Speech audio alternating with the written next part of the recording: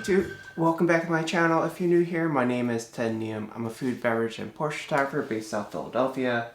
I should start opening this intro with videographer too now, so because that's where I'm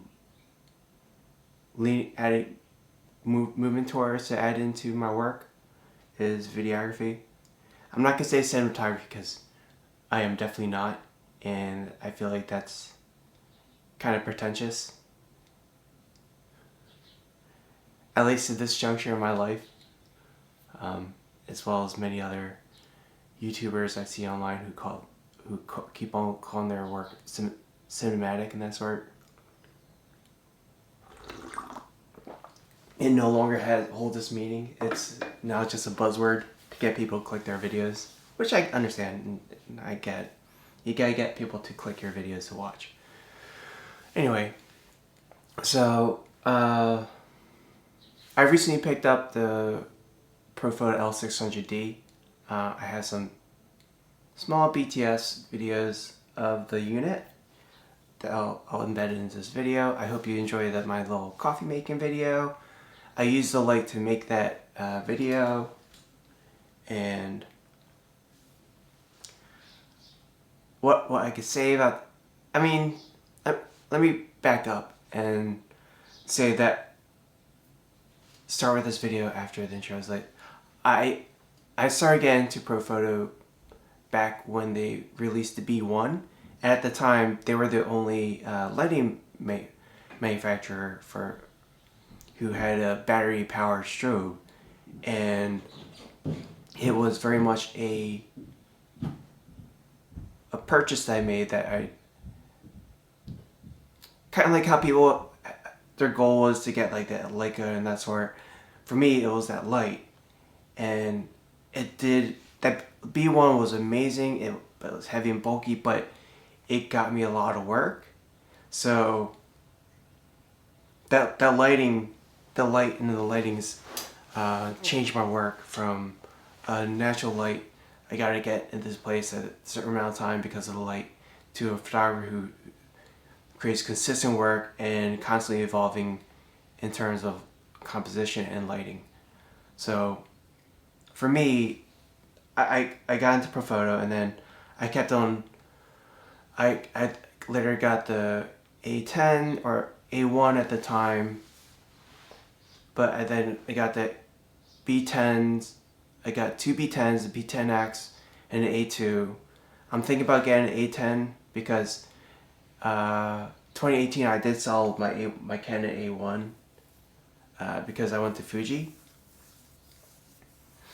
But yeah, so I've been in the Profoto system for like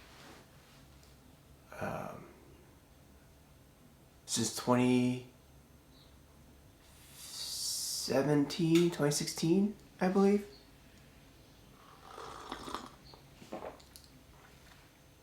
Or probably even sooner, probably 2015.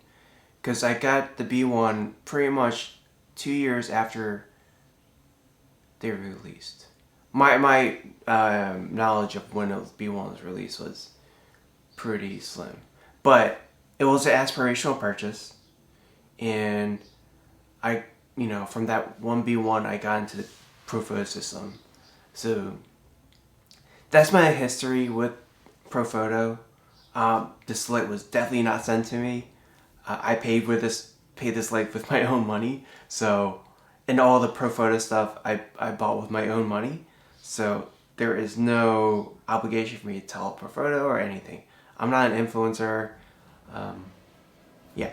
So I bought this light with my own cash, knowing full well the cost and that I'm well into the system, which brings me to the point of which I was kind of waiting to put at the end of the video, but I guess since I'm here now, I might as well just say, if you're not in the Profoto system, but you have a buttload of cash, which I don't know how anyone has right now, and you want to get into their lights, if you're specifically doing video, honestly, I would if you're not in the Profoto system, I would stick with the more affordable lights like from Nanlite and that sort.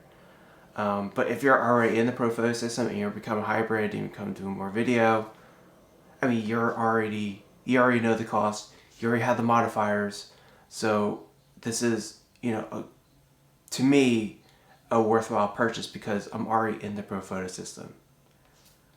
Obviously, I don't like the price, for sure. That'll always be the sticking point with me with Profoto. However, the quality of the light coming from my strobes and this light is really amazing and beautiful. Build quality, I only had to replace my bulb for my B10X just recently, and I had that light for like when did I get the B10X Plus? Well, I had the light for like 5 years. I did sell the B1 many years ago. It still worked, and I kind of regret selling it because that could have been my additional light, but I did.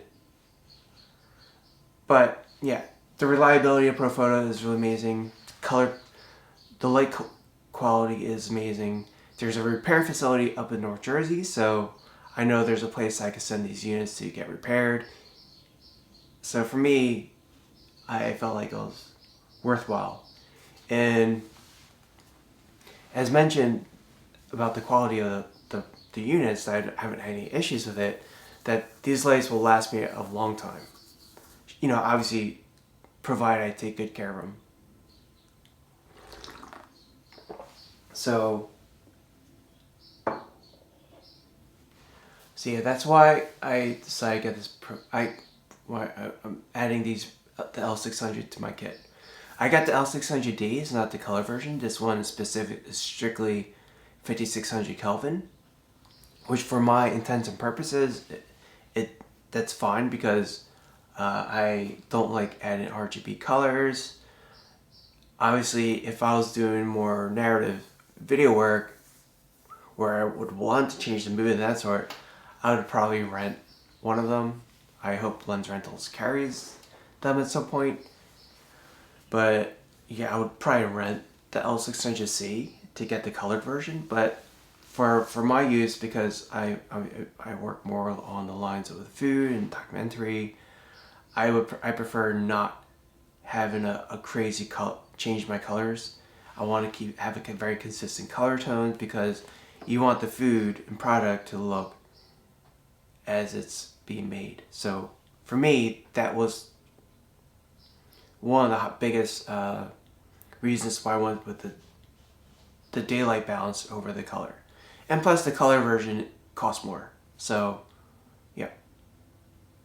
If this one cost me $2,100 after tax, the color version was $3,000. So it's a hefty amount of change for that one, along with this one. So I'm gonna try to do an audio test so you can hear the fan. If you're able to hear a fan, I could definitely hear something when I'm shooting. This is currently at 42%. I'm gonna blast it. Let me see. Let's see if you hear a fan.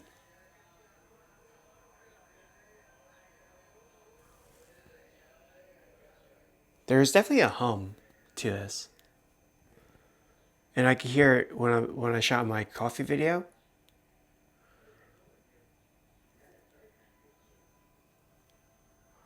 Obviously, if I treat my room and that's where maybe it won't be too noticeable, but what's my current settings? Oops, turn it on. Wireless is off. Fan is on auto.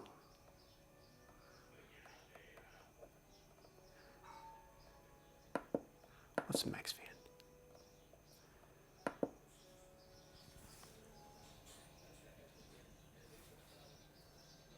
Huh. There you go, now you hear a fan. Alright, let me turn that fan to auto. As you see, I put it on 100. So obviously I don't need to use 100, especially for close up, but at 50%, you probably hear other things in my house. Birds chirping, my parents watching their video. But, alright.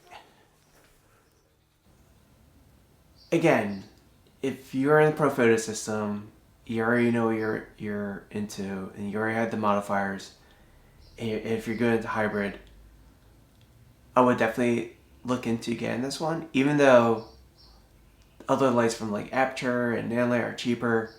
The fact that I could change this light with my strobes means less time on the shoot changing my lights and changing modifiers.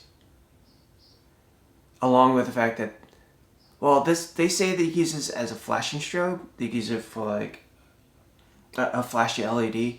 They can use it for stills. I find it that it's not as strong. I mean, it's not supposed to be as strong as a xenon bulb strobe, but I don't. It doesn't create that big of an output for my food photo work. And like if you're at like under f8 and that sort, you should be okay.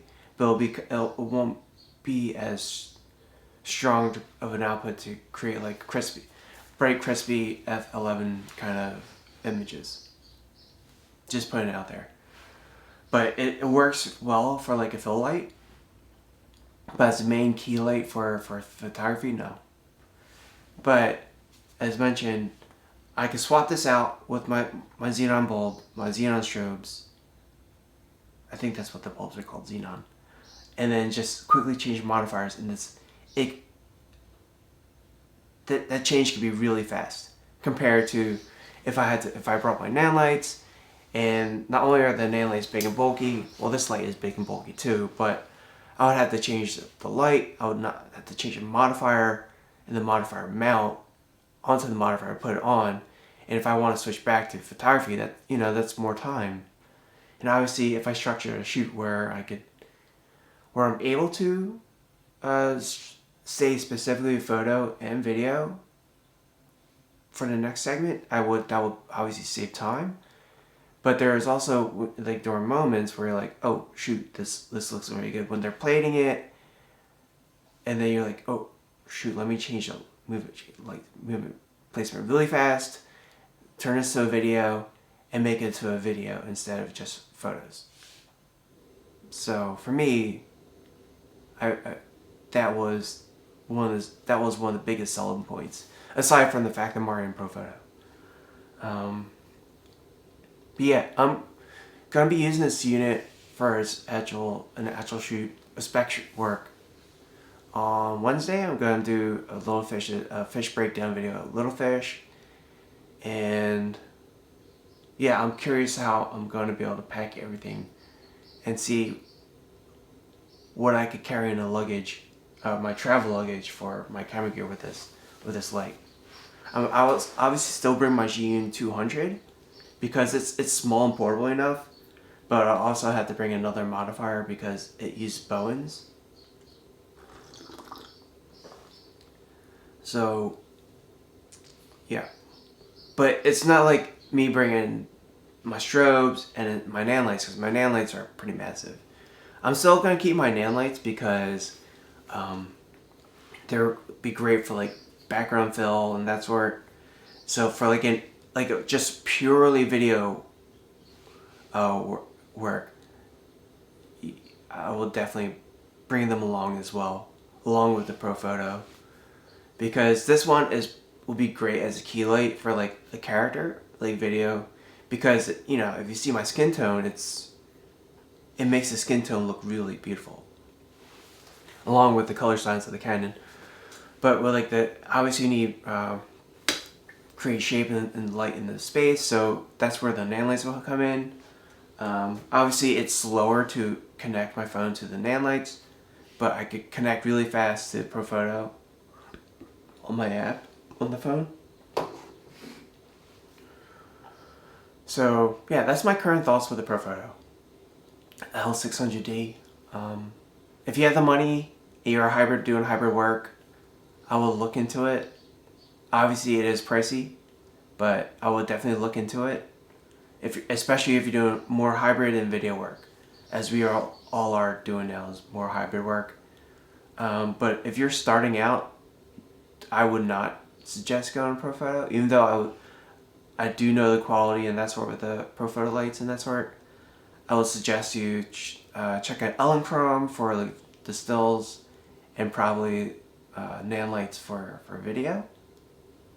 Until you get into a workflow that you know what you want. You know, so yeah, if you're in Profoto and hybrid, I will look into the L600Ds if you're doing video. But if not, it's a very big investment. I'm just gonna leave it at that. It's a very big investment.